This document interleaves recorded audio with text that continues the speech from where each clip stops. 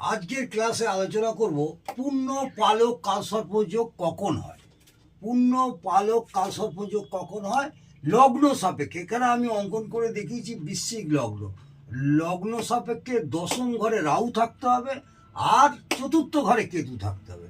অর্থাৎ লগ্ন থেকে গড়লে 1 2 3 4 চতুর্থ অর্থাৎ কুম্ভের ঘরে কেতু আর সিংহ রাশির ঘরে দশম ঘরে রাহু থাকতে হবে।